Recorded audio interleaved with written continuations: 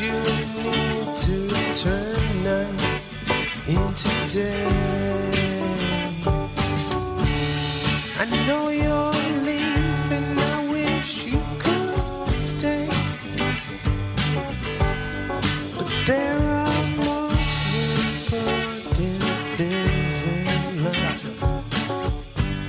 With prices to pay. Welcome back to Forbidden Scrolls. My brother Gary's here. My brother Drew's here. Hopefully some other people might join up. So if they do, don't be shocked. Don't be alarmed.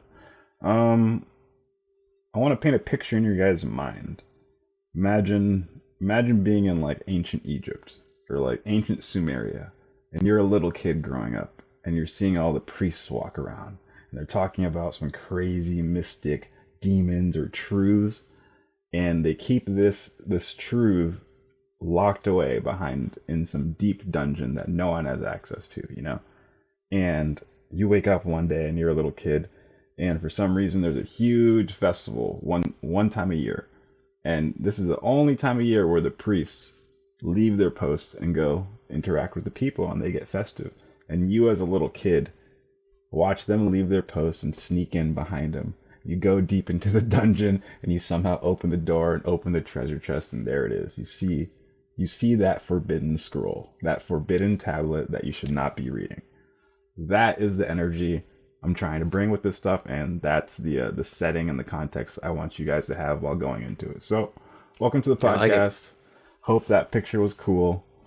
Getting a little freaky with it today, but welcome. Uncovering hidden knowledge.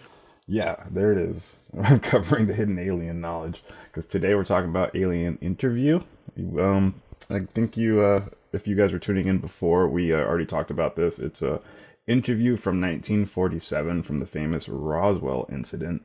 And supposedly a nurse was able to communicate telepathically with one of the beings that survived the crash. And this is the transcript. We're just going to jump right into it. Like I said, there's another episode of it. If you haven't listened to that, go listen to that, because that has a lot of good little juicy nuggets. But let's dive right in. What are we doing? Chapter 7, right? A lesson in ancient history. Chapter 7, A Lesson in Ancient History. I'll start it off by Matilda O'Donnell Macelroy. My instruction with Airl continued through the night until dawn of the next morning. I must say that I was fascinated, skeptical, shocked, alarmed, dismayed, and disgruntled by the lesson I was getting from Airl. I could never have imagined any of what she was telling me, not even in my wildest dreams and nightmares. The next afternoon, after I had slept, showered, and eaten, I was debriefed about my interview session the previous evening by members of the gallery who recorded my account of what Airl told me. There is a stenographer present for this session, as usual, to whom I debriefed after each interview, and there were also 6 or 7 men who asked for clarification of my statements. As always, there was constant pressure applied to me to use my influence with Airl to persuade her to answer specific questions prompted by members of the gallery. I did my best to reassure everyone that I would give my very best efforts to do so. Nevertheless, only 3 things happened every day thereafter. 1. Airl resolutely refused to answer any questions that she sensed had been posed by or suggested to me by the gallery. Number 2, Airl continued to instruct me in subject matter of her own choice. And number 3, every evening after my interview with or instruction from Airl, she would give me a new list of subject matter about which she wanted more information. Each evening I presented this list to the gallery. The next day, Airl received a large stack of books, magazines, articles, and so forth. She would study all of these during the night while I slept. This pattern repeated every day during the remainder of the time I spent with her. The subject of my next interview or lesson from Airl continued with a brief history of Earth, our solar system, and nearby space from the perspective of the domain. So, that was Matilda's little note, little preface right before she does the interview transcript. Pretty much the alien named Airl was requesting a bunch of different media, magazine, books, and articles from the humans so that she could have a good context on where to speak from, a good frame of reference. Because if you remember in the original part, in the very initial transaction, in the very initial interview when they first met, Airl had a hard time communicating because she had no concept of human, colloquialisms, pop culture, history. She had no clue. Now, that's why she's requesting all this subject matter. So when she processes it and reads it, now she's able to communicate better with the human because she has the words to use it. All right. Official transcript of interview. Top secret. Official transcript of the U.S. Army Air Force, Roswell Army Airfield, 509th Bomb Group, subject alien interview. 7/25/1947, first session. Before you can understand the subject of history, you must first understand the subject of time. Time is simply an arbitrary measurement of the motion of objects through space. Space is not linear. Space is determined by the point of view of an ISB when viewing an object. The distance between an ISB and the object being viewed is called space. What the heck? The trip. This is relativity. Yeah, this is like quantum physics, the observer. Hmm. If a tree falls in the woods and no one's around, does it make a noise? Objects or energy masses in space do not necessarily move in linear fashion. In this universe, objects tend to move randomly or in a curving or cyclical pattern, or as determined by agreed upon rules. Interesting. That's true. You throw a ball at arcs. That's the natural. Well. History is not only a linear record of events, as many authors of Earth history books imply, because it is not a string that can be stretched out and marked like a measuring tool. History is a subjective observation of the movement of objects through space, recorded from the point of view of a survivor, rather than those who succumbed. Wow. Yep. Events occur interactively and concurrently. Just as a biological body has a heart that pumps blood, while lungs that provide oxygen to the cells, which produce using energy from the sun and chemicals from plants, at the same time as the liver strains toxic waste from the blood and eliminates them through the bladder and the bowels. All of these interactions are concurrent and simultaneous. Although time runs consecutively, events do not happen in an independent linear stream. In order to view and understand the history or reality of the past, one must view all events as part of an interactive whole. Time can also be sensed as a vibration which is uniform throughout the entire physical universe. This is kind of trippy. Yeah, this is trippy, dude. Anytime you guys want to speak about a subject, just start talking about it. That's cool. This is trippy, though. Yeah, it's like time isn't a straight line. It's almost like from this vantage point, time isn't, how do I put this, man? It's kind of like, I don't know if anyone knows, I'm just going to reference this, but in Slaughterhouse 5, there was the Chalfmadorians, I think they were called, or something like that. You know what I'm talking about? Nope. Okay, all right. So it was an alien species that perceived time not linear like us. They perceived it as a whole, and that's how they were trying to describe to us in that book. And that's how this is exactly what the alien species in that book was describing. This alien is also describing the same thing. That time is like, it's almost like you being able to see the whole timeline all at once. But it's not even a timeline. This thing is saying it's not even like a linear beginning and end. It seems like it's a circle. It's like a cycle. Time is a flat circle. That's also from a show. That's from what show is that from? Hold on. Pulling out the movie show quotes. Hell yeah. Yeah, dude, that was a recent one. It was a really good show. Remember that movie Arrival, I think? The aliens speak in that weird language. So it was like a weird one. Same thing. Yeah. The show is True Detective. True Detective. I was waiting for it. True Detective. There it is, folks. Go watch True Detective. Won't put the link in the description. So I'm thinking of, this is a weird conversation because it brings me way back, and I've been contemplating a lot about the events that happened to me in my past. I don't know, maybe we'll talk about that in the future some way, but there's some really interesting things that stick out to me, and I'm like, what the heck? So I've been saying this since I was younger, before I found the Urantian book. I would say even before I started reading that Bob Frisell book. Nothing in this book is true. Like early on in my spiritual experience, when I was getting more into like astrology and Buddhism, I guess you would say, and Kabbalah. Mm-hmm. I was just thinking about I was tripping on mushrooms heavily too at the time. Of course. And I remember throughout my journeys in the woods with my boys, tripping on mushrooms, doing the whole spiritual awakening thing. I started thinking about time, and I was like, okay, Einstein, time is relative, and I was like, oh, time is an illusion. Like, I remember thinking of now. That's what I was thinking of now. There's only now. Like, I guess I would say, like, my hand's here now, and my hand's here now. You know what I'm saying? It's always now. Now my hand's here. It's in different positions in the now. You know what I'm saying? Yes. So, like, time is an illusion between two objects. You know, it's an illusion of movement. I do it better standing up. I'm gonna try to do it for the camera, just for the fun, just for the viewers. So, like, I'm here now, and now I'm here now, right? Yeah. And now I'm here now, and it took about a second and a half for me to get here.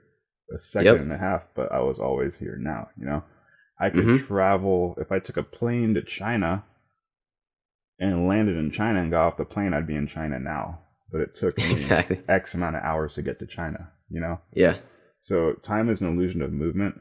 So I kind of look at time from like the top down, like it's a checkerboard. Or I know it's a stupid analogy, but think about looking at like a cup of Sprite with all the bubbles coming up at you, you know, when it's fizzy. Every bubble is like an event, and always it's happening simultaneously around the globe, you know. Everything is happening at the same time. Everybody is moving in now. Someone in China is moving now at the same time we're moving right now, you know. So events are really happening simultaneously in the now. And they're like bubbles. They bubble up in China, United States. Yeah. You know what I'm saying? And they all happen in the now. And then they recede and they go back up. It's not like a linear, like, this guy did this, and then this guy did this, and then this guy did this. It's like, that's how our brains perceive it, like a linear timeline, but it's actually time more accurately. This is described how you just described it. We're just in a giant Sprite bottle, bro. Right. It's just bubbling off. And the bubbles are going everywhere, and we're just kind of like floating through it. Like, okay. And you can even go into, like, you know, millions of years ago, it was still now. Millions of years from now is still now, but it's all through motion. Just motion, right? Exactly. Dude, we're just describing relativity. This is exactly what Einstein was picturing when he came up with the mathematical equation. Yes. He just put it in a lot more, you know, rational terms and actually put it in some equation. But this is relativity 101 pretty much. Yeah, it's crazy. Then you can start assigning alphabetical values such as X, Y, and Z to concepts. And then, like, actually turn concepts into mathematical equations, which is fucking wild. You know what gets me, man? This is a hypothetical. If you say there was a, you know, we're talking about light years. If there was a civilization a million light years, okay, we'll just not even go a million. We'll say 2,000 light years away, and they had a telescope looking at Earth, they'd be seeing Jesus on a cross right now. You know what I'm saying? And that is trippy, right? Right, so it's like time travel is also dependent upon where it's you can time travel with that idea of motion that you just described. One could hypothetically time travel based upon where you are, like where the motion goes in a way. It's hard to explain. It's like where you are located within this. It's all related, you know. Hence relativity. It's all related to where you are. So. I mean, it's like, it's in a way, everything is recorded, right? Because if you can, depending upon where you are, look through it. This is hypothetical, obviously. There's probably some definite inconsistencies in my theory right now, but I'm just going to go with it. Depending on where you are in this universe looking at Earth, something is always happening, you know, and it depends upon how many light years away. So in a way, it's like everything is recorded here. You know what I mean? If you could have a hypothetical, and this probably doesn't even make physical make sense in physics, but if you could have a teleportation device that could hyperspace through anywhere, that's how you could time travel in a way. You know, if you could say right now, I get in my teleportation device and time travel to the I don't know when the pyramids were built. We'll say like 6,000, probably even longer, but 6,000 years ago. I'm going to time travel 6,000 light years away from Earth. I can see them building the pyramids right now, or whatever happened 6,000 years ago. If you can travel 6,000 light years away, it's always happening. Like you can always become an observer to time based upon where you are located in the universe. And there's probably holes in that theory, but just thinking about it from a conceptual standpoint, it makes sense. And it's very trippy to think like that. Like it's always recorded. Everything we do is recorded based upon where it's observed from. It's trippy. You know what I'm saying? Yeah, you're making me crack up laughing right now because we're gonna have to do an episode on this chapter. They have a chapter about this specifically in the Keys. Oh, really? Yeah, and they go pretty deep into what you're talking about. Yeah, probably a lot better than I could, but I think anyone listening, you guys kind of get what I'm talking about. Yeah. So you're talking about a lot of gnarly concepts, and this is a Forbidden Scrolls, and we should be focused on the alien interview. But you know what? We like to take a little side turn real quick. You can always just edit this out if you want to. No, fuck no. Everybody, you guys want to hear it, right? Yeah, they want they want to hear it. Okay. So the Urantian book has a concept of, I think it's called cosmic reflectivity, universal reflectivity. They refer to it as reflectivity. There's also a concept called the Akashic record, like you're talking about, how everything is recorded. The Keys of Enoch talks about how starlight is the medium that records all cosmic experiences. Starlight and gravitational fields, they act as living libraries themselves, such as like what you said. If you look through a telescope, you can see that light of 2,000 years ago. That's actually the record of that moment traveling through space. It's also recorded in different light systems. And when the starlights, remember they all radiate in 3 dimensions, 360, so they create like a interwoven field of light. So like one star radiates this way, one star radiates this way, one star radiates this way, and all the starlight cross paths, and it creates like one big Wi-Fi network that stores information. Now, the theory of reflectivity from the Urantian book states that, and the Keys of Enoch talks about this too. It says that pretty much, the Keys of Enoch talks about this wild. I think I talked about it. You can get crystal caves, get a giant crystalline network, like those crystal caves we see in like the History Channel. They've had videos of they found them in China and other places, like huge crystal caverns. Yeah. And then you connect like some type of electromagnetic pulse to it. You generate an electromagnetic field in the crystalline cavern, and that will like tap into the Earth's electromagnetic field and also our local star's electromagnetic field, and we will that crystal cavern will turn into like the Star Trek holodeck. It'll be a 3-dimensional holographic field where beings from other planets will be able to transmit themselves in holographic form, and you would see them as if they're in front of you, but it's really a transmission system that is instantaneous. It's real time. There is no time lag.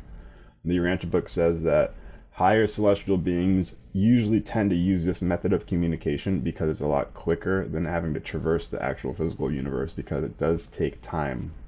It's really hard to go instantaneously over very far distances in the cosmos. So they'll use the instantaneous reflectivity circuits for like just to show up holographically, like in Star Wars. You know what I'm saying? Yeah. Maybe that's all the UAP phenomenon. That's what like when people see aliens and see these craft disappearing and just almost teleporting. Maybe that's what it is. They're actually just like holographic representations. That's how they traverse the speed of light. It's through somehow some kind of electromagnetic holographic representation. Yeah. That would make more sense. Right, because you don't have to traverse those many miles of space-time, and you don't have to like risk yourself in a craft or a vehicle. Maybe that's what the pyramids were all about. They were almost like tools for us to kind of exactly like beam in the Yep, that's what I'm thinking, dude. And so okay, the Keys of Enoch goes super deep, dude. We have to cover this chapter. They talk about how literally the mechanisms that the Brotherhood vehicles use, like to traverse interstellar space, like their what is it, compass, and their map and compass. They have like pretty much it explains that they have a mechanism on the front and the back of their vehicle when they're traversing space and time, right? they can like scan in front of them all the starlight and scan behind them all the points of starlight coming from all directions, and it can Mm. measure how old that starlight is to get to them. Wow. Because Damn. there is a way where you can see a planet and it will look like it's alive, but by the time you get there, it'll be way dead because you're seeing Mm. the starlight that's traveling 2,000 years later. Yeah. So they're saying they use this mechanism and they have a way of measuring the starlight to make sure that that doesn't happen. Jeez. To make sure That's that thing, crazy. yeah, exactly, dude. And like, we got to go over that chapter, and he explains it way better than I can do it. It's fucking nuts. He calls it So it's like they the L machine or something. the L machine. Yeah. They still have to adhere by time then it seems, but they just have better detectors to be able to figure out how time has almost like transferred, how Yeah. time has how time has went How, from how their time is went. detectors, their light detectors. Exactly. What'd you Yeah. say? No, I'm just repeating what you said exactly. That's quite interesting, man. I mean, it makes sense. It actually, when you can conduct a thought experiment about it, it actually makes a lot of sense. And it doesn't seem like hooey. It doesn't seem like some woo-woo. It actually kind of makes rational sense. If one Right. can almost visualize that. Yeah, dude, we know nothing. I feel like when people look back at our time that we're living in right now, they're going to be like, dude, they were living in the Stone Ages. We think we're so advanced. Our technology is not advanced, bro. We're getting there. This is the start of it. But I think these other extraterrestrial species have technology that just is so far outside of human capabilities at this point. They're looking at us just like we look at gorillas. Yeah. I mean, yeah, we pretty much just have like screen interfaces. That's about it. Like that's what Yeah. we've gotten to screen interfaces and electricity. I'm talking. I want to see like electromagnetic technology and shit like that. Like Yeah, I like think that's the ships next that are like stage. you can modulate and shit and fucking change like programmable matter, that kind of shit, where you can program shit down to the molecular level, so you can just change it I think like they're just waiting Superman for or some us. shit. We're kind of going off a little bit here, but fuck it, dude. We're in the flow. I think that they're just waiting for us to wise up first because like I think all right, so this is kind of going off on a little tangent, but I think a lot of the technology that we have has been kind of bestowed upon to us from alien species, kind of just like in little bits, right? This is kind of might be a conspiracy theory, call me crazy, Hey, but I think in Roswell's little supposed to bits. be one of them. So yeah, exactly. There it is. So I think they give us little bits at a time when we're ready. So I think they're just waiting for us to be ready and wise up first before they give us this very, very powerful technology, or else we'll destroy ourselves essentially. So I think it's here for us. We just have to literally expand, not even expand, but just wise up. Like I said, just further our consciousness to a point where we're not destroying each other, you know. And then when they see that, this is just my crazy belief. Call me crazy. This is I think when these other species see that, if they're benevolent, they'll give it to us, knowing that we won't destroy ourselves and also the species that gave it to us in the first place. Yeah. And I what don't if know. and also what if the good guys and the bad guys are dropping off technology, you know? What if we're getting shit from both sides? Like, what would that look like? Hmm. What if, was the rebel tech very good to have? Like, you know, Yeah, I don't know, man. I don't know. I don't know what is. Let's see what Errol has to say. Yeah, Yeah, I think we should get back into the interview. Drew, are you still with us, Drew? Did the Yep. aliens take you off planet? Okay. No, I'm just listening. Okay. Errol explained that Isbis have been around since before the beginning of the universe. The reason they are called immortal is because a spirit is not born and cannot die, but exists in a personally postulated perception of is, will be. She was careful to explain that every spirit is not the same. Each is completely unique in identity, power, awareness, and ability. The difference between an Isbi like Airl and most of the Isbis inhabiting bodies of Earth is that Airl can enter and depart from her doll at will. She can perceive at selective depths through matter. Wow. Airl and other officers of the domain can communicate telepathically. Since an Isbi is not a physical universe entity, it has no location in space or time. An Isbi is literally immaterial. They can span great distances of space instantly.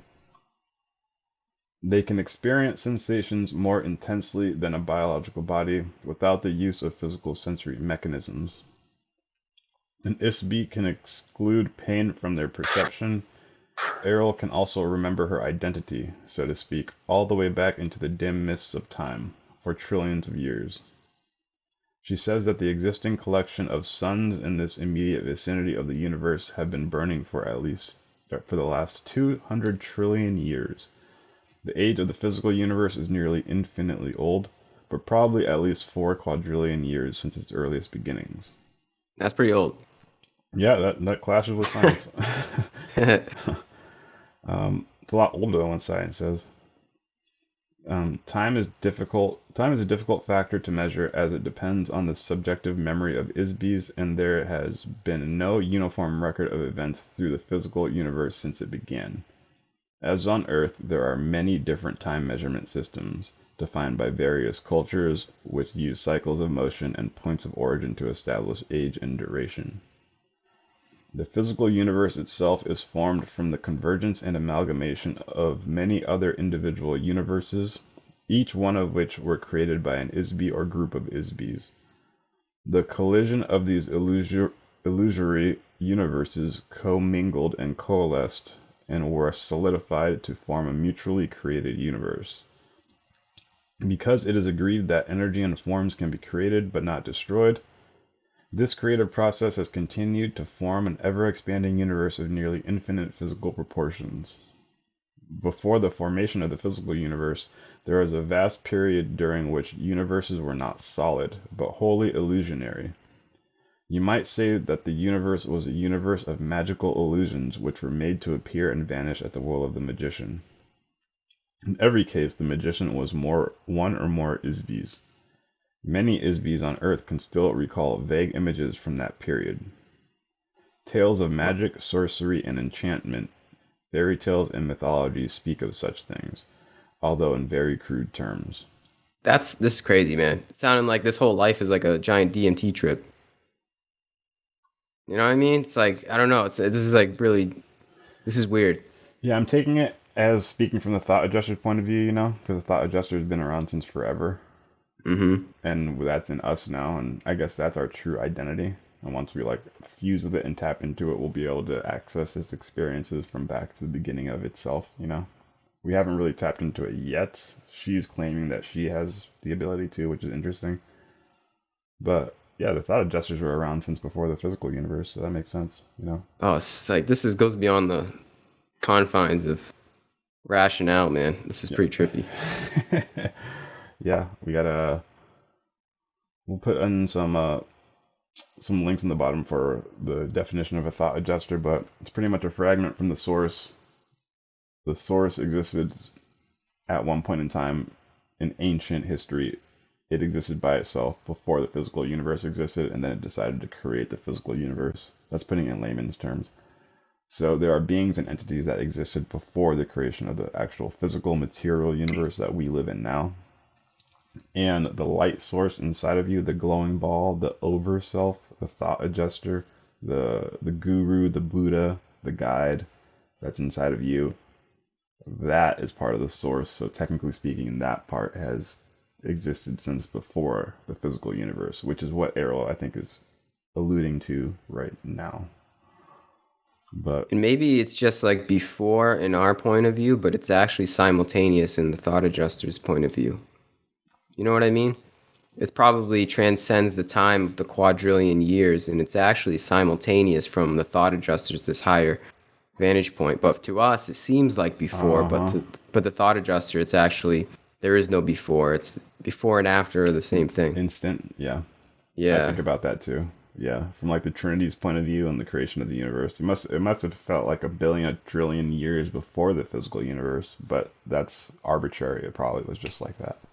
And maybe it's up to us to see through that illusion of linear time and then tap in with that thought adjuster. And then once you tap in, you almost create this quantum connection, which in a way does transcend linear time.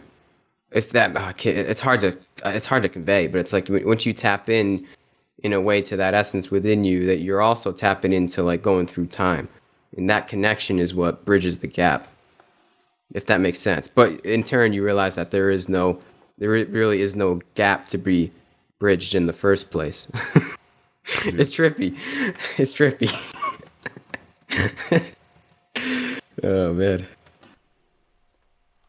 One second. See if I can find some. Okay, cool. Found it. So from paper 107 in the Urantia book, The Origin and Nature of Thought Adjusters. It is the adjuster who creates within man that unquenchable yearning and incessant longing to be like God, to attain paradise, and there before the actual person of deity to worship the infinite source of the divine gift. The adjuster is the living presence which actually links the mortal son with his paradise father and draws him nearer and nearer to the Father. This is the part I'm focused on. Mm-hmm. The adjuster is our compensatory equalization of the enormous universe tension, which is created by the distance of man's removal from God, and by the degree of his partiality in contrast with the universality of the eternal Father. So the adjuster is our compensatory equalization of the enormous universe tension, which is created by the distance of us separated from the Father. So like it's anchoring us as we get farther. And then once we link, like you said, I guess elsewhere in the Urantia book, it says a rubber band effect happens. It snaps, and we snap back, and we start snapping closer to the Father. So it's really trippy. Just like a stretched rubber band, and it volunteered to go into the depths of space, pick us up a personality, and it wants to bring us back to the Father. That's what we doing. Hell yeah. We're coming back, baby. But yeah, right. It's similar to what we were talking about, like. Oh yeah, honestly, put a little bit more eloquently than I put it, but yeah. Yeah. We see the same pictures in our mind. Isn't that fucking crazy? That's I don't think that's an accident, man. All right. Each Isby entered into the physical universe when they lost their own home universe. That is, when an Isby's home universe was overwhelmed by the physical universe, or when the Isby joined with other Isbys to create or conquer the physical universe. On Earth, the ability to determine when an Isby entered the physical universe is difficult for two reasons. One, the memory of Isbys on Earth have been erased. And two, the Isby's arrival or invasion into the physical universe took place at different times. Some 60 trillion years ago, others only 3 trillion. Only. Every once in a short, you fucking youngin, young blood. Every once in a short while, a few million years ago, an area or planet will be taken over by another group of Isbys entering into the area. Sometimes they will capture other Isbys as slaves. Damn. They'll be forced to inhabit bodies to perform mineral or manual work, especially. Anunnaki. Yep, especially. I thought of that exactly. Especially mining mineral ores on the heavy gravity planets such as Earth. It is weird because this has a lot of same overtones or undertones as the Lucifer Rebellion paper in the Urantia book. Because one of Lucifer's and Satan's main contentions were that Michael and the positive celestials were in reality just slave owners and usurping the powers of the humans by landing on the planet and establishing their celestial government. He's saying that they're like foreign invaders and that the humans should declare their own rights and take control of their own planets and not let these high celestial beings take advantage of us because we're young. So that was his whole thing, and that's why he wanted. He thought he was doing a good thing for the humans. He thought the angels were a bad organization, and that they used the name of the Father who didn't exist to throw their weight around. So he claimed the Father was fake, and that these are just ancient celestial beings taking advantage of young celestial beings. So it almost sounds like that's how they're talking in this paper. Like sometimes Isbys will enter into new sectors of the universe and enslave lower Isbys, and that could be a twist of a narration, Yeah. But yeah, can you almost empathize with the Lucifer Rebellion in a way, since it almost seems like from your description, his intentions were pure. It almost seems like, or do you think that it was feigning the projection of purity of freeing people, but it was actually for control? Because if the essence of the Lucifer rebellion is to free humanity from this so-called control, which isn't really, but if it is in that intention, then doesn't it seem actually somewhat like his intentions were there, but he just didn't go about it the right way? You know what I mean? Like, can you have love for Lucifer in that way? 100%. You know what I say? Yeah. I say it like this. First of all, Michael is my boss. He's my commanding officer. I report to him, and he's the head honcho. Whatever his sentiment is, I believe we should have the same sentiment because he's God. He's the creator. He's the son. Michael chose to keep Lucifer alive, and he keeps giving Lucifer mercy every single day. He wants Lucifer to come back because Lucifer is Michael's son. Michael created Lucifer. Mm-hmm. So if Michael's going to show love towards Lucifer, then I must show love towards Lucifer. Yeah. Who am I to talk shit on Lucifer when Michael's showing him love? Because Michael's a way higher being than me, you know. Exactly. So I'm going to follow what Michael says. If Michael's going to give him mercy, then whatever. Now, understanding the universe dynamics and mechanisms and mechanistics, you have to remember that Adam Kadmon, or the Adamic species, our template was created from a divine template. In the original plan before our local universe was created, Michael was sitting down with all the angels, and he's like, all right, we're going to create these are what all the beings are going to look like. And then at the very bottom, he created the humans, and it came from a divine template. And they're like, okay. So, like, they already had a plan for our image. They already had, like, our image comes from, like, a very tight plan, a tight mission. Lucifer tried to cut us off from that, you know? Like, we were created for a purpose.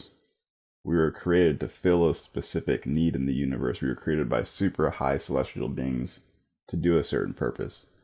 Now Lucifer is saying, it's a sly way of cutting us off from that template by saying, no, they're just taking over your planet, you know? Like, you guys have freedom over yourselves. Like, we didn't create ourselves. In order, like, if the programming for our biological machine and our mind, body, spirit program, if the programming was programmed by these higher celestials, why are they trying to cut us off from that programming? You know, it's almost kind of sketchy.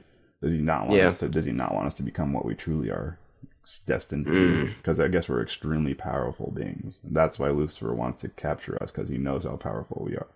Yeah. It's a mind game. It's a mind game. Remember, when Michael creates beings, all the beings that Michael creates, they aren't, most of them, the ones that were created perfect, such as Lucifer, quote unquote, they're not allowed to go above the Michael threshold. So they've been stuck in our local universe forever, and they're not allowed to go past Michael. Okay? So they have never seen paradise. They've never seen the Father. Lucifer has never been outside of our local universe. He's only seen our local universe. Yeah. So he has to take Michael's word for how it is in paradise. So he just got paranoid. He got paranoid. He's never seen it. So he's like, that doesn't exist, because he physically can't pass that threshold dimension because he was created below it. I see. That actually clarifies a lot, because it seems like it's good intentions, right? From a surface level, from anyone that doesn't really understand to the depths that you do, it seems like good intentions, right? A man that wants to free people from a sense of control, but it actually is trapping us here in that guise of freedom is actually trapping people here in this sector or this sphere of the universe so that we can't ascend anymore. So that makes a lot of sense. Yep, and that's but it's a guise. That's the last paragraph of the Lucifer Rebellion in the Urantian. It says what you just said. It says the false declaration of liberty, like pretty much like a pseudo, like, you know, he's shaping that narrative. Just be free. You don't need them, you know. Yeah, like it is freedom, but it's like it has a cap on it. Unbridled freedom, where you can just do whatever you want. You have to admit, at some point in time, you can become destructive, self-destructive. You know. Yeah. It's freedom on Earth, but like Earth isn't it. It's kind of, you know what I mean? I guess if you want to think Earth is it, then Satanism makes sense, but Earth is not it. Nah, it's not. No. But it is weird catch-22, because you get some tough personalities that get forged down here. But all right, guys, we don't mean to talk your guys' ear off about the Lucifer Rebellion. Let's keep going. That was good though. Right? I hope we all got to learn from it. I did. Hopefully, I'm talking about the viewers. Okay. Airl says that she has been a member of the Domain Expeditionary Force for more than 625 million years. When she became a pilot for a biological survey mission which included occasional visits to Earth. She can remember her entire career there, and for a very long time before that. She told me that Earth scientists do not have an accurate measuring system to gauge the age of matter. They assume that because certain types of materials seem to deteriorate rather quickly, such as organic or carbon-based matter, that there is a deterioration of matter. What? Okay, I'm going to keep reading. It is not accurate to measure the age of stone based on the measurement of the age of wood or bone. This is a fundamental error. Factually, matter does not deteriorate. It cannot be destroyed. Matter may be altered in form, but it is never truly destroyed. The Domain has conducted a periodic survey of the galaxies in this sector of the universe since it developed space travel technologies about 8 trillion years ago. A review of changes in the complexion of Earth revealed that mountain ranges rise and fall, continents change location, the poles of the planet shift, ice caps come and go, oceans appear and disappear, rivers, valleys, canyons change. In all cases, the matter is the same. It is always the same sand. Every form and substance is made of the same basic material, which never deteriorates. It's all change. And then Matilda puts a personal note. I cannot even begin to imagine how advanced a civilization may have become technically and mentally after trillions of years. I just think of how advanced our own country has become, compared to only 150 years. Only a few generations ago, transportation was on foot, horseback, or boat. Reading was done by candlelight, heating and cooking were done over a fireplace, and there wasn't any indoor plumbing. So yeah, it's only 150 years. A trillion, we better be fucking competing That's with the pretty Domain. much, yeah, dude, a trillion is so long. That's not even fathomable. Like, that's just so long. That's pretty much infinity. Yeah, it is unfathomable. Like, by that time, you'd have to be fucking with other ETs, or else, like, you just get bored. Right? Like, Yeah. if there wasn't other ETs to fuck with, you'd just be like, dude, what the fuck are we doing here? Okay, Airl described the abilities of an ISB officer of the Domain to me, and she demonstrated one to me when she contacted, telepathically, a communications officer of the Domain who was stationed in the asteroid belt. The asteroid belt is composed of thousands of broken up pieces of a planet that once existed between Mars and Jupiter. It serves as a good low-gravity jumping-off point for incoming spacecraft traveling toward the center of our galaxy. She requested that this officer consult information stored in the files of the Domain concerning the history of Earth. She asked the communications officer to feed this information to Airl. The communication officer immediately complied with the request. Based on the information stored in the files of the Domain, Airl was able to give me a brief overview or history lesson of what Airl told me that the Domain had observed about the history of Earth. Wow, I feel like we're just getting started now. Yeah, this is where it gets juicy. And this is where it tells you a lot about where they might stand as a rebel, a universal, or a neutral party. She told me that the Domain Expeditionary Force first entered into the Milky Way galaxy very recently, only about 10,000 years ago. That gives you a lot of insight right there. They haven't even been in our galaxy until 10,000 years ago, so there's no way they're associated with the Universals or the Rebels, pretty much, right? Because that's way too young. Neither of them. That's so young. Yeah, like Calligassi landed 500,000 years ago, and that's like 200,000 years ago, or 300,000 years ago, give or take a couple 100,000 years ago, was the rebellion. She only landed 10,000 years ago, man. Or not landed, they entered the Milky Way, so whatever. Yeah. Their first action was to conquer the home planets of the old empire. This is not the official name. Yeah, conquer. Conquer the home planets of the old empire. This is not the official name, but a nickname given to the conquered civilizations by the Domain forces that served as a seat of central government for this galaxy and other adjoining regions of space.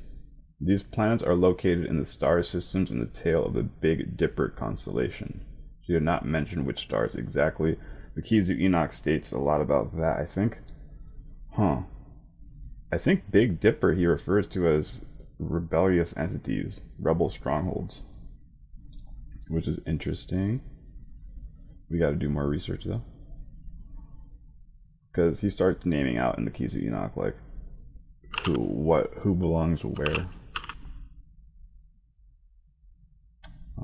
Are you looking it up or no? Yeah, I'm just looking up what the Big Dipper, like what star system it's a part of. Oh, It's the Ursa Major. Ursa Major? Uh-oh. Yeah, I think that's Rebel Forces, man, according to the keys. I don't have the keys pulled up, but we'll check it out later. It's formed by the 7 bright stars in the constellation Ursa Major, the Great Bear. Great Bear. Are you reading from the keys or no? No, this is just constellationguide.com. Ursa You said Ursa Major? Ursa Major.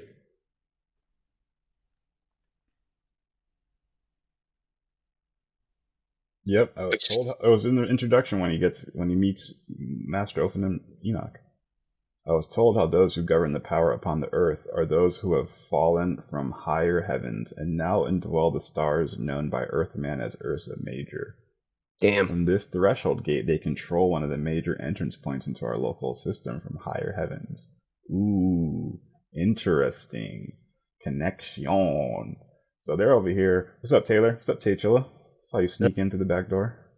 It's the Prince of Gok. Prince of God. Oh man, you're breaking up heavy right now, but we're on page 60 of the alien interview. We're doing the history of Earth from Airl's point of view. We're making some connections right now. It's getting juicy. Getting real juicy. Damn, that changes a lot right there. Okay. Enoch is saying that those are rebel thresholds, and she's over here saying the domain forces are over there wiping out rebel strongholds. I like that. I can get hip with that. Let's keep reading and see what happens. Anytime you use the word conquer or invasion, I'm very skeptical. Trigger alert. Dude, if they're rebel strongholds, I'd use the word conquer and invade. I'd fuck them niggas up. Yeah, I guess. I guess it depends who's conquering. Yeah, what are they conquering? What are they invading? History is written by the victor, man. She just said that, right? In the couple paragraphs above. All right. So, okay, I'm going to read that paragraph one more time for Taylor. Where are we going at? She told me that the Domain Expeditionary Force first entered into the Milky Way galaxy very recently, only about 10,000 years ago. That's very young. It's not very old. We were just talking, Taylor, that's way too young to be either Universal or Rebel. Almost seems more like Neutral Party.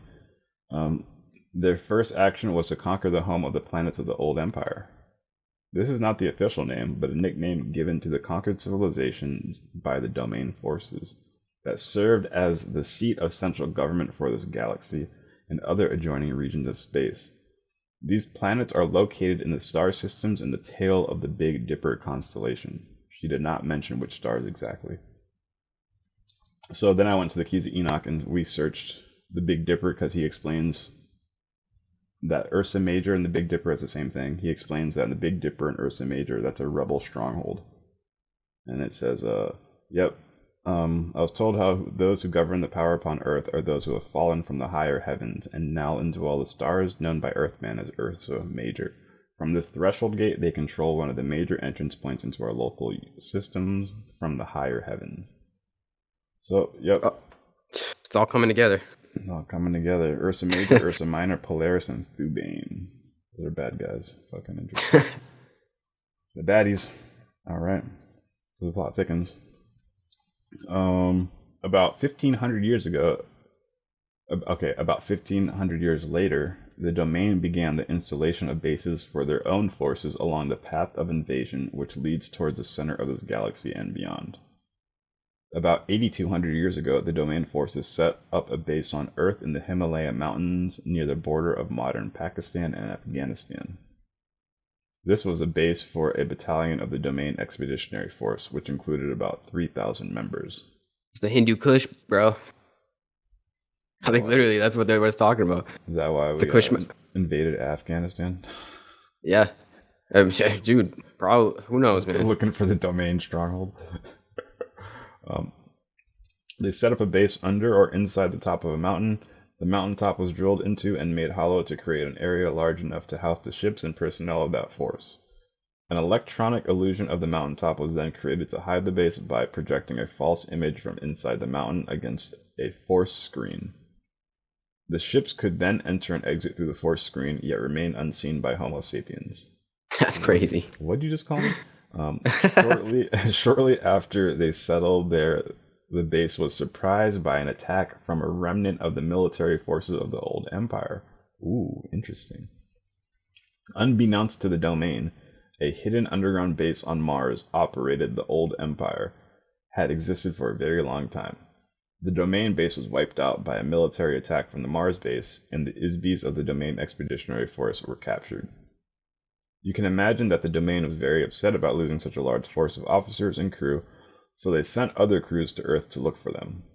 Those crews were also attacked. The captured ISBs from the domain forces were handled in the same fashion as all other ISBs who had been sent to Earth. They were each given amnesia, had their memories replaced with false pictures and hypnotic commands, and sent to Earth to inhabit biological bodies. They are still a part of the human population today.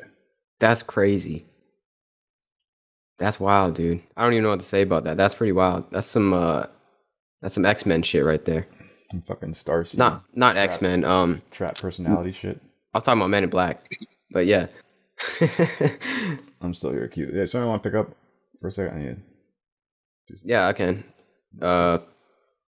After a very persistent and extensive investigation into the loss of their crews, the domain discovered that the old empire has been operating at a very extensive and very carefully hidden base of operations in this part of the galaxy for millions of years.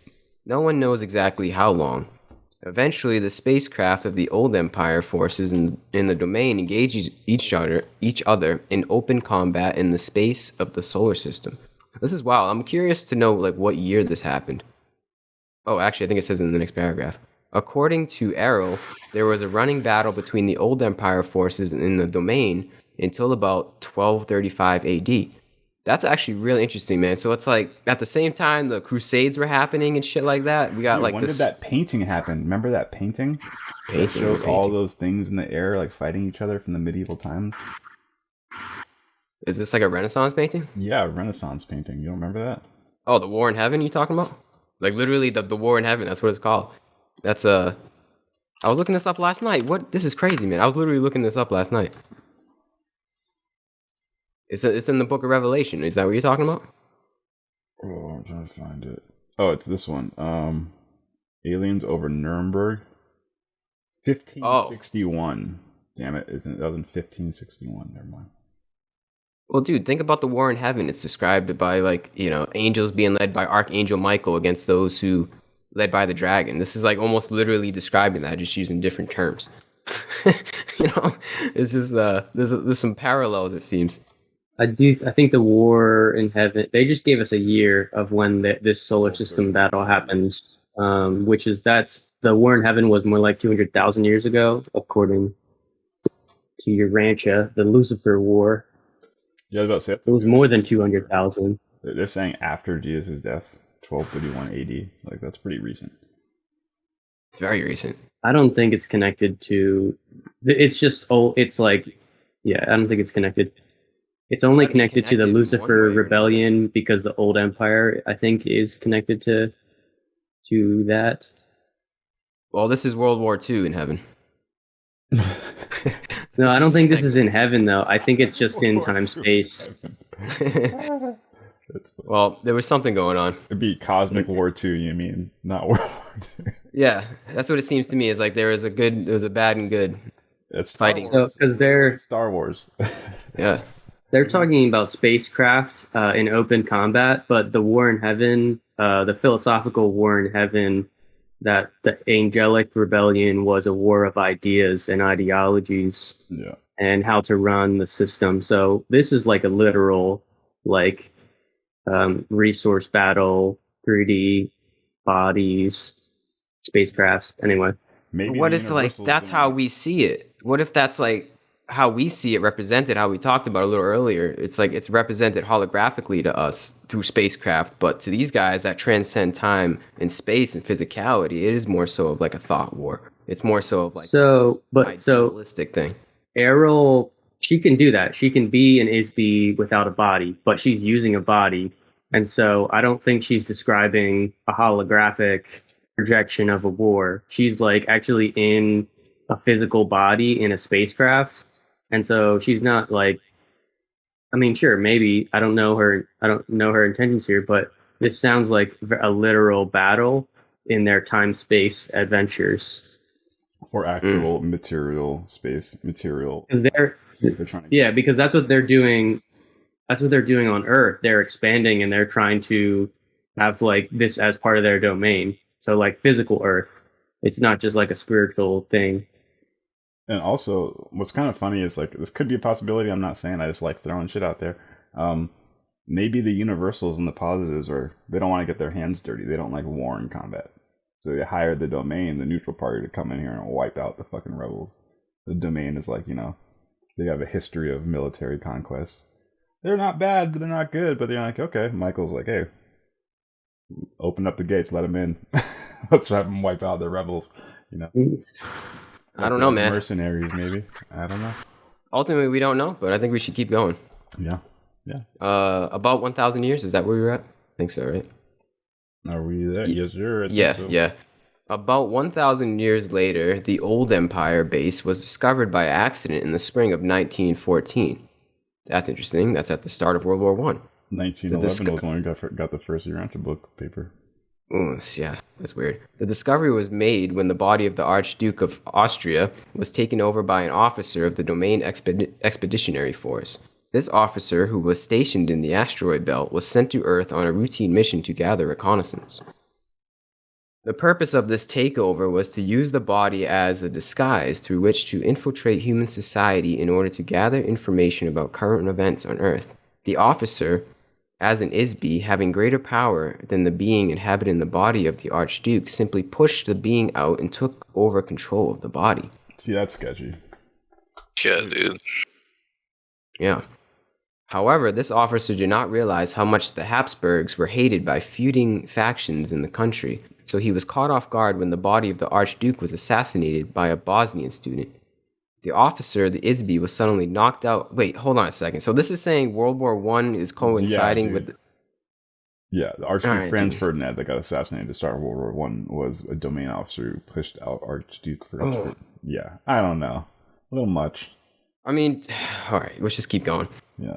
The officer, or ISB, was suddenly knocked out of the body when it was shot by the assassin. Disoriented, the ISB inadvertently penetrated one of the amnesia force screens and was captured. If this is true, man, this is some wild shit. World War I was like an extension to this. Aliens. Yeah. I mean, it makes sense, dude. But the truth Well, is stranger than fiction. No, the assassination was not caused by the ISB. Caused by the That was a previous thing going I on. wasn't conscious of when he joined. Yeah. But I have seen sometimes these channeled writings, channeled adventures. It's like the being connects all these dots and does weave a story, and they end up like they end up convincing the person that they're like some past life reincarnation and that they're intimately connected. And so it does. I will say that this part, this like tying all these major world events together alongside the aliens, like philosophical explanation of the planet and the universe, you could consider that a little sus, because this happens a lot in the channeling community, because it's like this crazy story is created and it grabs your attention, and I don't know, that's its own kind of matrix, but it's there's a lot of people that are led on wild goose chases when they interact with these types of adventure stories. Mysterious Universe talks about that shit too a lot. It's like sensationalizing something that shouldn't be. Like just making up bullshit to string the human along. Yeah, I don't know. Eventually, the domain discovered that a wide area of space is monitored by an electronic force field, This is what I want to talk about. which controls all of the ISBs in this end of the galaxy, including Earth. The electronic force screen is designed to detect ISBs and prevent them from leaving the area. What do you think that is?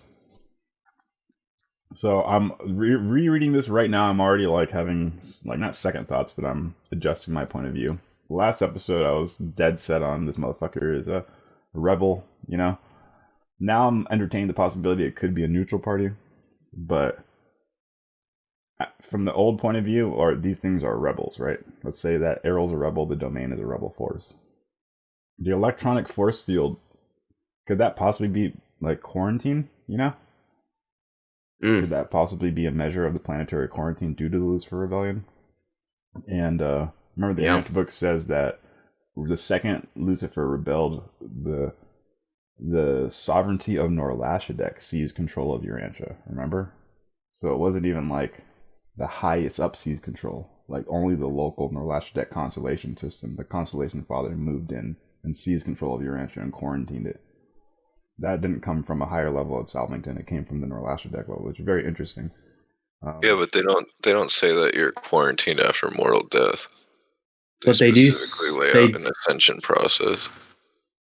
Well, the sleeping survivor mode, you know what I'm saying?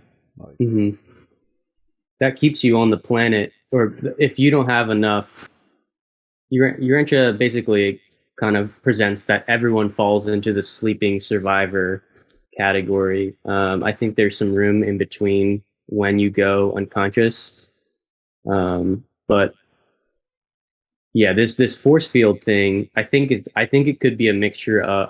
It sounds like it's both related to the planetary quarantine, but also potentially rebel ascension circuit.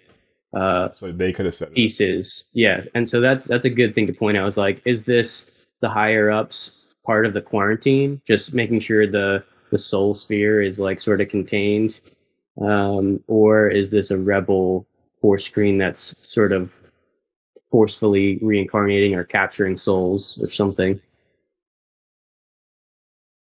Well, I think it goes on a little more into it on this paragraph. If any ISB attempts to penetrate the force screen, it, quote, captures them in a kind of, quote, electronic net. The result is that the captured ISB is subjected to a very severe brainwashing treatment, which erases the memory of the ISB. This process uses a tremendous electrical shock, just like Earth's psychiatrists use electric shock therapy, to erase the memory and personality of a patient to make them more cooperative. Yeah, that's sus. Yeah, that's kind of weird. I want to read this part from part of the Urantia sovereignty and the whole thing we're kind of talking about. It's from paper 114, Urantia books, Planetary Seraphic Government. Supposedly the Seraphim are the ones who run our planet. They're in charge of the planetary celestial government. The Seraphic hosts are. It says, the sovereignty of Urantia is further complicated by the one-time arbitrary seizure of planetary authority by the government of Norlashadek, shortly after the planetary rebellion. We know that Norlashadek is a constellation level. That's not super universe level, that's constellation level, because there's different administrative levels in the universe. It's like almost like the higher ups are so busy with doing shit, Norlashadek had to step in before it got too gnarly. And it was the Norlashadekians who made up the rules for the quarantine, I guess, apparently. There is still a resident on Urantia of Uranidek's son, an observer of the Most Highs of Edentia. And in the absence of direct action by Michael, trustee of planetary sovereignty, the present Most High observer and sometime regent is the 23rd thus to serve on Urantia. So there is 23rd observers that are dispatched from Norlashadek to run the planetary seraphic government because Michael is choosing not to do anything. Michael is choosing not to. He's just letting his sons deal with it. He wants to see how we deal with it. There are certain groups of planetary problems which are still under the control of the Most Highs of Edentia, jurisdiction over them having been seized at the time of the Lucifer Rebellion. Authority in these matters is exercised by Uranidek's son, the Norlashadek observer, who maintains very close adversary relations with the planetary supervisors. The race commissioners are very active on Urantia, and their various group chiefs are informally attached to the resident Uranidek observer. Whatever. Okay. In a crisis, the actual unsovereign head of the government, excepting in certain purely spiritual matters, would be this Uranidek son of Edentia, now on observation duty. Well, that's a big deal. In a crisis, the actual sovereign and head of the government would be this Verondic son of Edentia, now on observation duty. In these exclusive spiritual problems and in certain purely personal matters, the supreme authority to be vested in the commanding archangel attached to the divisional headquarters of that order, which is established on Urantia. You have to remember that there's also an archangel divisional headquarters on our planet. So, like, I don't know. There's a lot of authority and jurisdiction on our planet from extremely high ups. Also, the rebels are doing their own thing. I don't know. Like, the electronic force field, yeah, it could be rebellious, it could be something bad, or it could be just like a normal state of quarantine, and this is propaganda to make us look at it as something bad, you know? Like, it's really just a force screen keeping the negative entities from joining in. And later in this paragraph, I think Airl says that this electronic screen is what's preventing the domain forces from getting in. Yeah, it makes sense. It's like it makes us almost like all equal here. Like if you want to incarnate here on Earth, you have to go through the force screen. So you have power. Adds a whole new dimension to it, huh? Keys of Enoch says that. It says that, we read that recently, that everyone on Earth is currently required to go through forgetting if they want to incarnate. And Law of One agrees with that concept. So that's a good point. Now, D-Bake, you mentioned that like they might be trying to say that this force screen, they're trying to convince us that it's a bad thing and that it's not from a good government. Now, here's my position: if Airl is a bit of a neutral party, they may not have full knowledge of the higher realms and why this force screen actually exists. Yeah, this is new territory to them. Yeah, they have no clue. Yeah.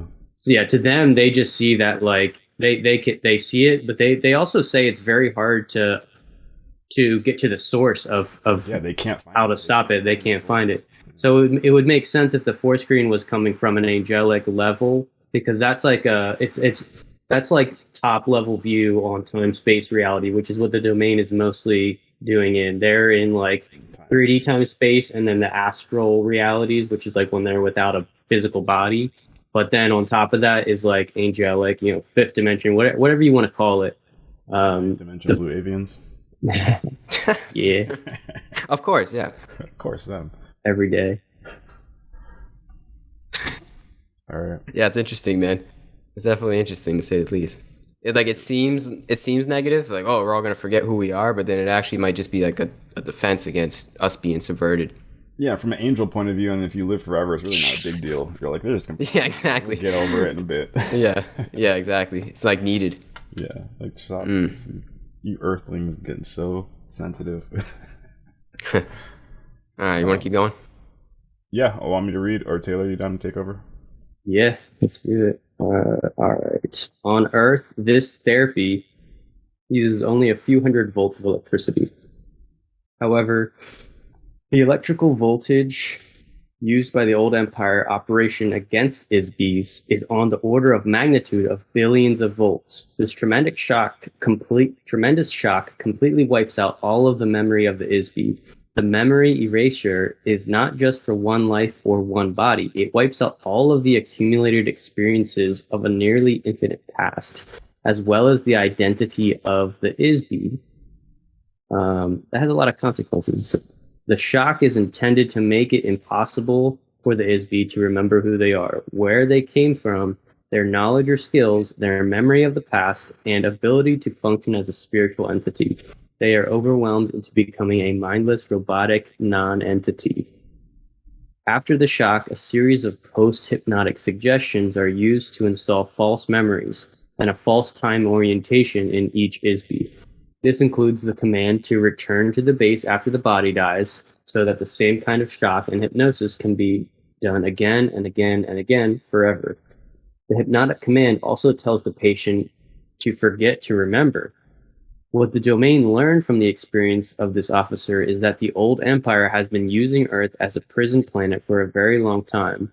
Exactly how long is unknown, perhaps millions of years. Damn, dude, imagine stumbling upon Earth from, like, the domain. You just stumble upon this planet, like, what the fuck is going on here? Yeah, I'd stay away too. Super high angels are in a fucking detention planet, because it is a detention, it's a prison planet. Your answer book says it too, so, like, goddamn. Dang. You're right, but this is absolutely from Airl's perspective. I could see why she has a very negative opinion of it, but we also know that some of these circumstances are. They should have gave Airl the Urantian book, bro. Yeah. They'd been like, oh shit. Beam it up. That's our job. Yeah. She's watching. She's like, oh snap. So, damn, these motherfuckers are getting after it. So when the body of the ISB dies, they depart from the body. They are detected by the force screen. They are captured and ordered by hypnotic command to return to the light. The idea of heaven and the afterlife are part of the hypnotic suggestion. A part of the treachery that makes the whole mechanism work. After the ISB has been shocked and hypnotized to erase the memory of the life just lived, the ISB immediately commanded hypnotically to report back to Earth as though they were on a secret mission to inhabit a new body.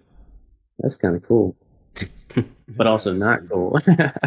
Each ISB is told that they have a special purpose for being on Earth. But of course, there is no purpose for being in a prison, at least not for the prisoner.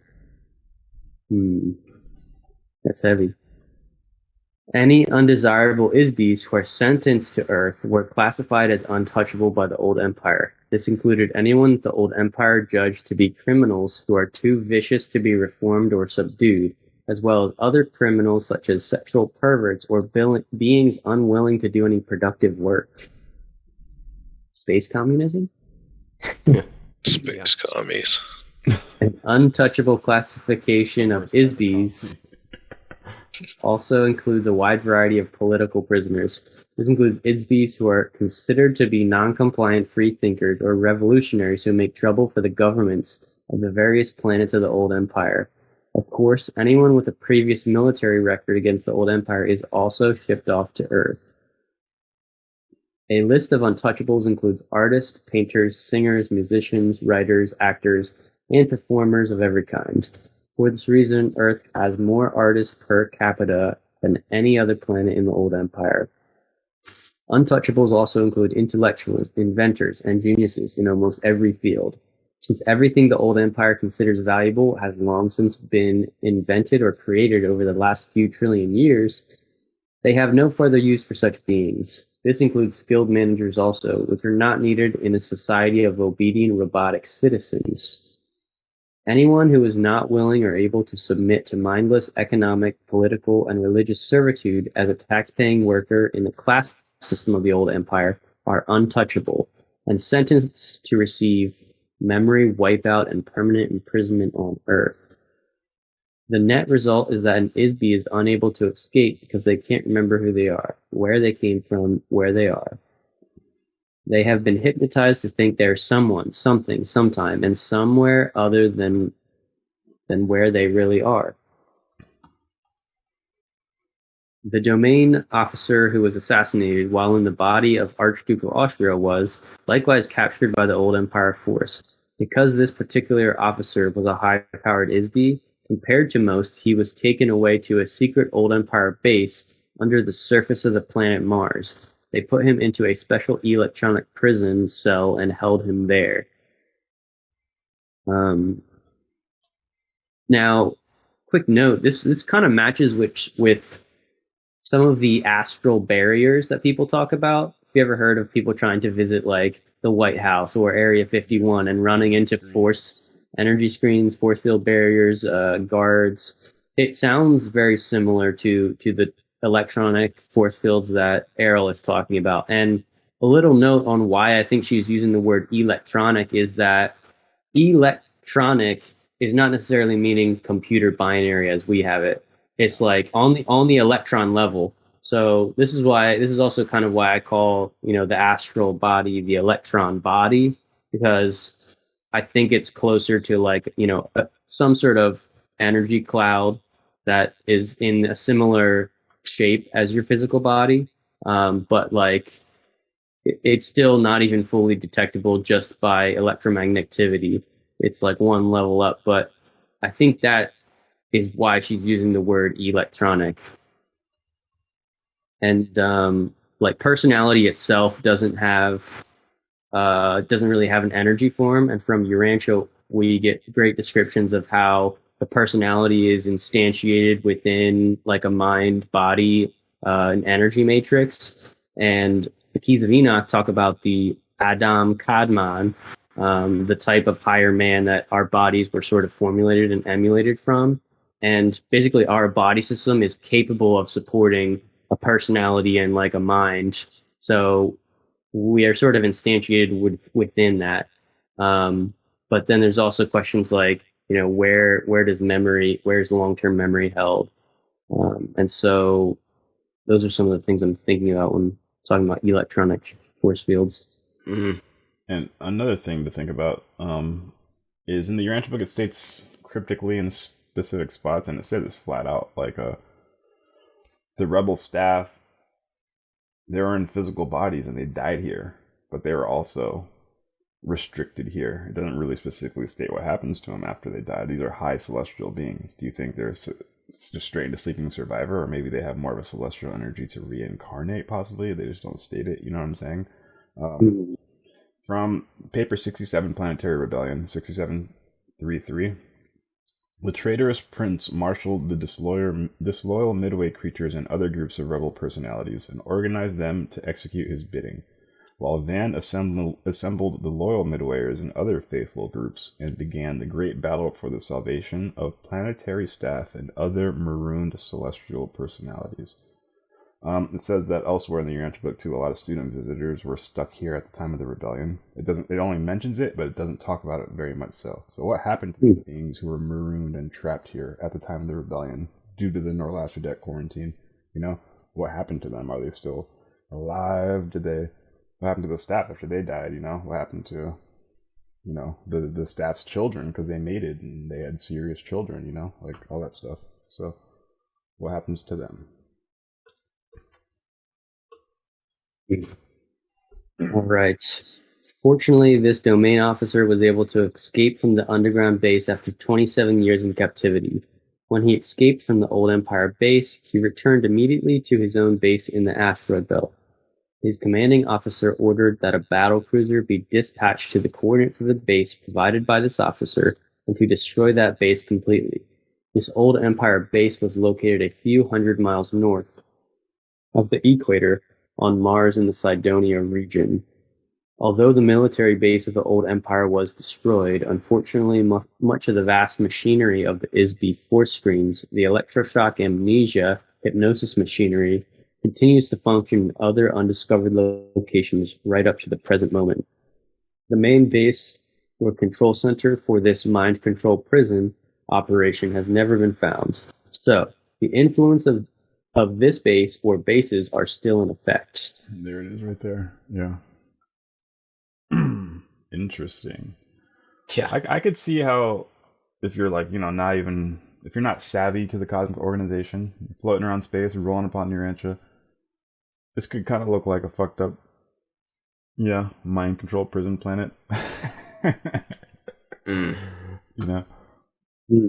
How could you be alive for trillions of years and not be aware of celestial hierarchies? So they just entered the Milky Way 10,000 years ago. So they were extra Nebadon. Yeah, but there's still celestial government no matter where you are in the super universes. Yeah, I understand that, but it's like feigning ignorance. So I think this is that dimensional thing I was talking about. So when they're not in bodies, they're in the astral energetic level of the physical universe. It's still considered physical. It's not even like really touching Moranchal per se. And it's definitely not spirit level reality.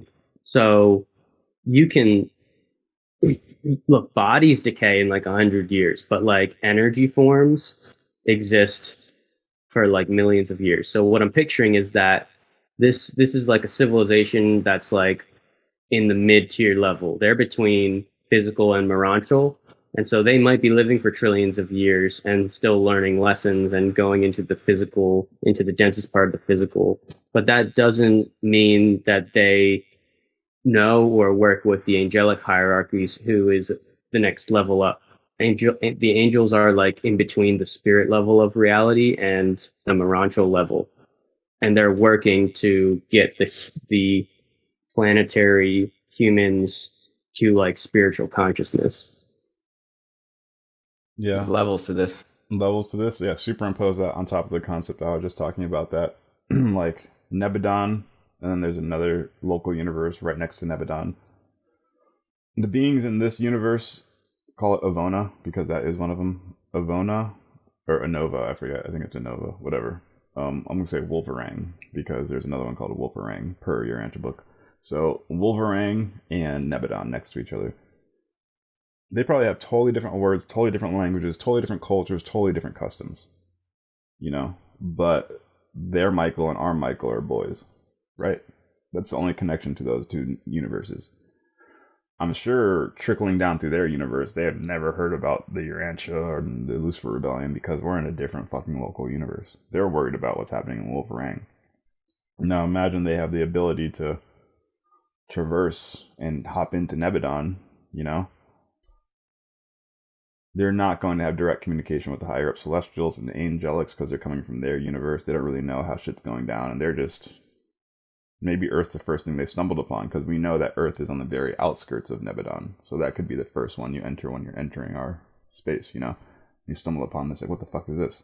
They have no orientation about the past history of Nebadon. They have no history or orientation of the Angelics who run our part of space. They're just like newcomers from outside of Nebadon, you know? So they understand the angelic hierarchies, but this is really like unknown territory to them, and they're just observing it how it is. Like, whoa, Nebadon's crazy. I guess they've had this big beef, and Urantia's in the middle of it right now, you know? We'll invade and conquer. Yeah. And okay, now there's another thought that's coming to me. Urantia book says that there had been 2 other cosmic rebellions elsewhere in the history of in the history of the universe, but the Lucifer Rebellion is the 3rd one. So we don't know where those other 2 rebellions were. Maybe that rebellion could be in Wolverang, and those beings somehow gained extra, interstellar technology to travel, and now they're traveling into Nebadon. You know, we don't know. These fools could be from the 2nd rebellion, and maybe they don't have contact with the angels and celestials, therefore they're kind of ignorant. You know. Pretty much, there's a lot of angels. Yeah, there's a lot of different factions competing with different ideologies. Yeah, it's just too much, man. It's too much. Yeah, I can guarantee you, there's nobody else on Earth. Vibes. There's nobody else on Earth right now talking about this stuff. We're the only 4 people that talk about this shit right now. I can guarantee you guys. Yeah, we have to be. Like, who else is going to the depths like this, dude? Maybe somewhere in China, like they're doing in Chinese, but we're the American section, dude. This is so far out. We're before our time. 20, 50, 60 years, we're going to be looking at this like, God damn, these fools are talking about this shit back in 2022. I mean, we're probably wrong about a lot, to be honest with you, but at least we're talking about it. And at least we're just pondering it, you know? Well, I mean, the angels... You assume D-Vic's not an agent of the CCP. I think he is. Yeah, the Celestial. How many free gifts have you gotten from the CCP, D-Vic? No doubt. Yeah, see. I mean, what do you say? I don't even know if that's a word. It probably is. Shout out to my CCP brethren. Oh, God.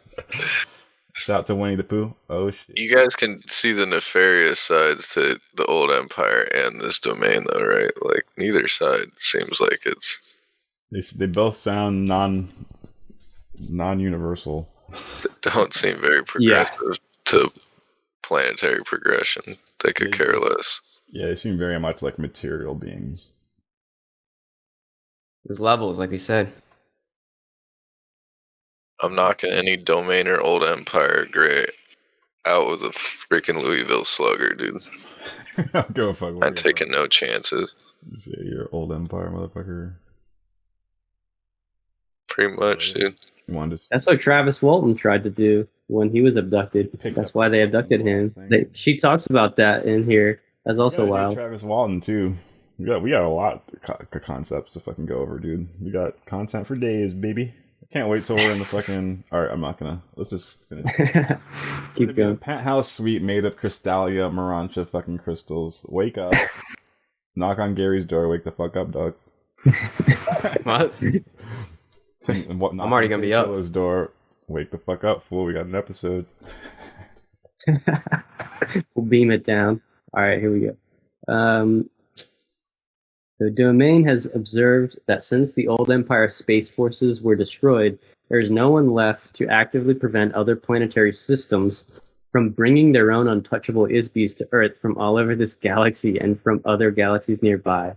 Therefore, Earth has become a universal dumping ground for this entire region of space. Which is the dump. Yeah, we got beings from every type of spot. This, in part, explains the very unusual mix of races, cultures, languages, moral codes, religious and political influences among the ISB population on Earth. The number and variety of heterogeneous societies on Earth are extremely unusual on a normal planet. Most Sun-type 12 Class 7 planets are inhabited by only one humanoid body type or race, if any. In addition, most of the ancient civilizations of Earth and many of the events on Earth have been heavily influenced by the hidden hypnotic operation of the old Empire base.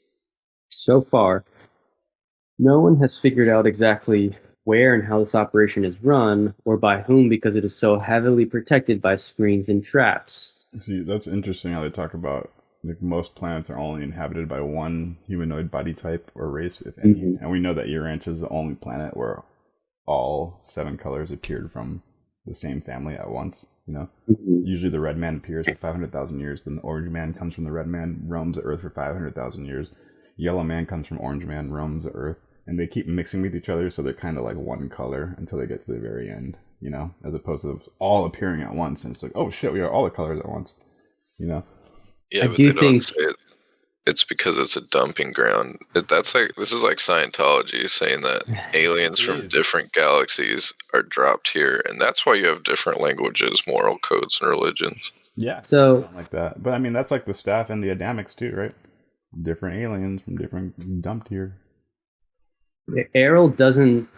There's sort of a conflict of concepts here, because I don't think Airl is correctly identifying why this is such a experimental planet with a bunch of different races, because she says that like when you go through the force screen, like all your memories are erased, like you can't access previous knowledge. So why would you coming here and getting memory erased, why would you then be creating a new, like, you're not bringing any of your previous like language knowledge with you, so that can't be the cause for why we have a lot of different races and planets. You see what I mean there? But pickup. it does make sense, because we are a decimal planet, and this is experimental from a cosmic life carrier point of view, and that's the real reason why we have such a diversity. I think the religious and political influence diversity is probably just because we haven't had the standards of celestial guidance that like normal Adam and Eve planets have. So basically everything is evolutionary. There's small bits of revelatory knowledge that have been passed on, but like there's no long-term civilization that has been going on for like 200,000 plus years or 1,000,000 years to create any sort of stability, and that's why we have so much lost history. So you're And we're saying not- Arrow's being deceptive and lying, are you? No, I think No, I she's think just she not doesn't know. identifying the reason. She's not identifying the reason correctly of why we're so diverse and don't have like standards. It's almost like Airl isn't as high of an intelligence as Yeah. we think it is. I mean, it's pretty high. It's definitely higher than most human beings, but it's like there's, like we said, there's levels, and it's not that high up in the hierarchy. Yeah.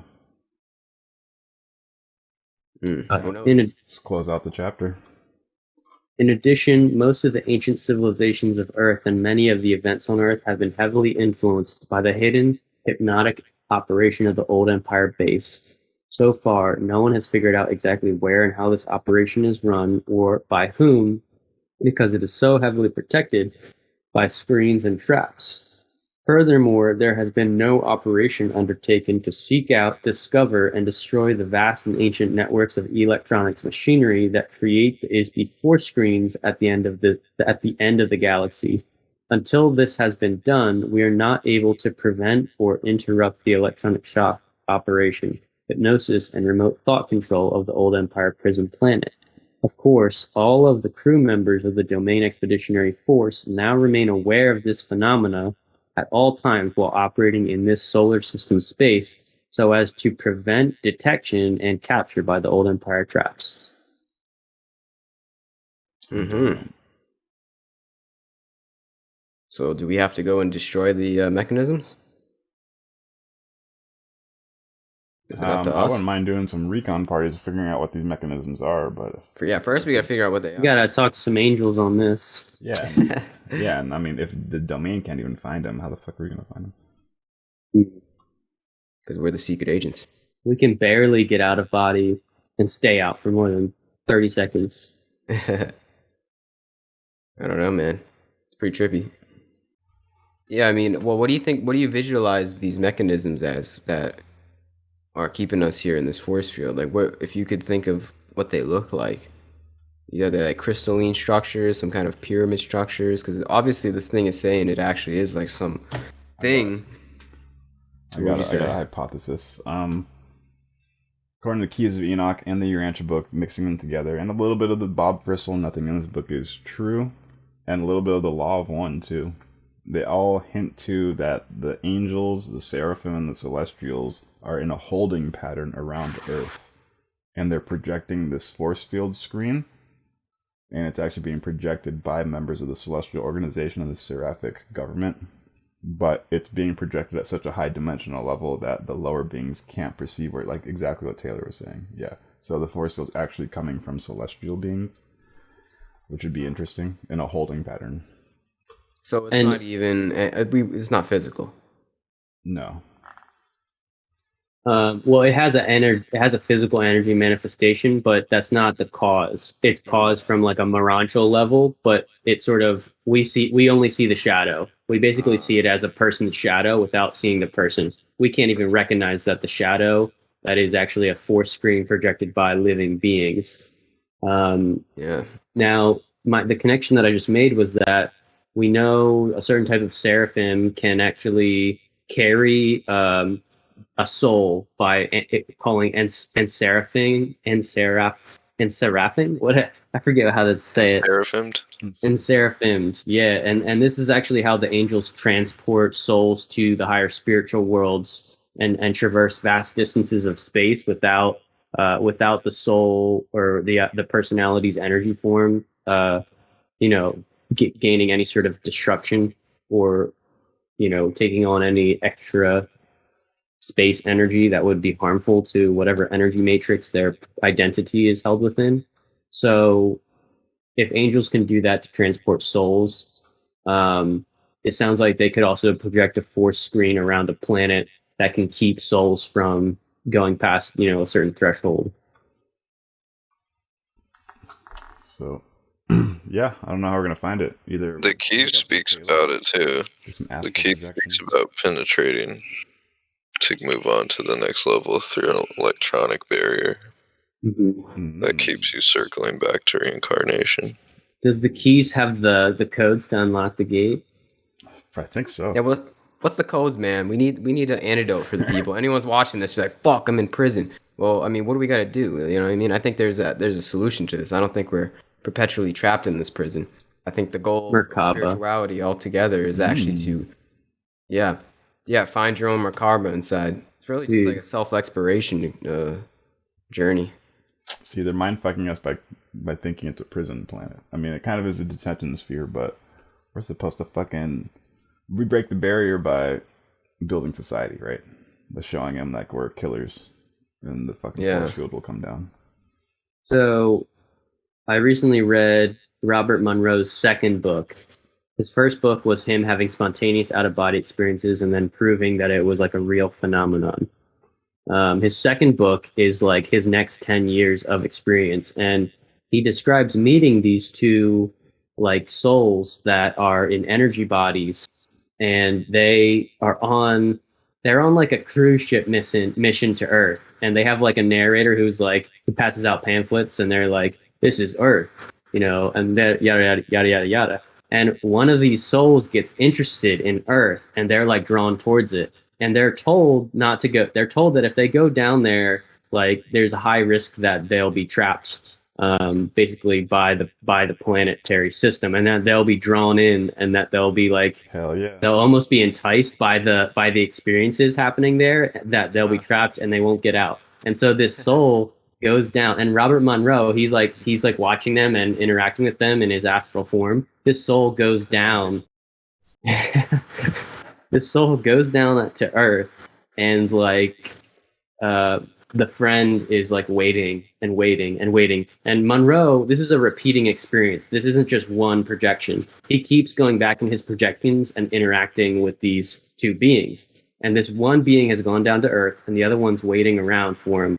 And I think he ends up deciding to go down as well, because they do.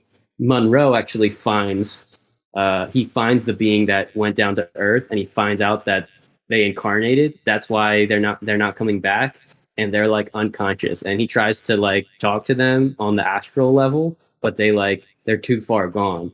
And so now it's in the planetary sphere. And so Monroe talks about these orbital levels to Earth that you actually have to ascend through before you can escape the sort of spiritual gravity that keeps everyone here. And so Monroe, he covers this prison planet concept, but he also says that, yes, there is a way to ascend past it. And Airl also says that like the Buddha, was able to get past it as well. So there is a way out. And I think this is part of the extreme circumstances to like our quarantine planet. Okay. You got to do the right dance moves. Do the right dance moves. Barriers. No, if it's the Buddha, then you get to free yourself of all attachment of all the worldly things here. And that's how you escape. You don't get so allured, because it seems like those beings, they got allured into the fun of Earth. Like, come on down. It's like his friend went down, and then he's like, come on, man, Earth's fun. Look at all the movies and the music. Come on. And then once you come here and you enjoy on the fucking streets 20 years later. Yeah, exactly. Yeah, you enjoy the light show and the pleasures of the five senses, but it never ends. So I guess if what you're saying is how we escape is really we just kind of like we reach a certain sense of detachment, a sense of it's called vairaga, but I don't know how to pronounce it in Sanskrit, but it's really just like Viagra. We have to use spiritual gravity in order to actually anti-gravity, fly ourselves off the planet, because there's a sort of thought gravity that is just basically materialism and lack of spirituality that keeps you trapped here. And that actually limits. People think astral projection is like you're unlimited. It's like, no, you're not. The best projectors talk about the limits and how they've discovered them. And so, spiritual gravity is like the only way to sort of combat mental imprisonment. We talked about, ideas. Yeah. Yeah, it's to detach ourselves from the worldly things. Like I said, like it doesn't mean like live in a cave, but I think it means it's like this isn't it. I think we said this at the beginning, like Earth isn't it. This isn't Earth is not it. It's like it's still like there's still gonna be earthly things that happen in our incarnation as a human being, obviously, but I think we have to realize and use those things for our spiritual pursuits. It's like transmutate the energy of Earth into a state of ascension, and to know that it's like anything that goes on here is for our ascension, essentially, and it's greater than just trying to fulfill our senses and trying to get laid or watch Netflix on the weekend or whatever it is. It's more than just the humanly vessel, but we still have to use the humanly vessel. That's the trick. Is like use the humanly vessel as a trajectory out.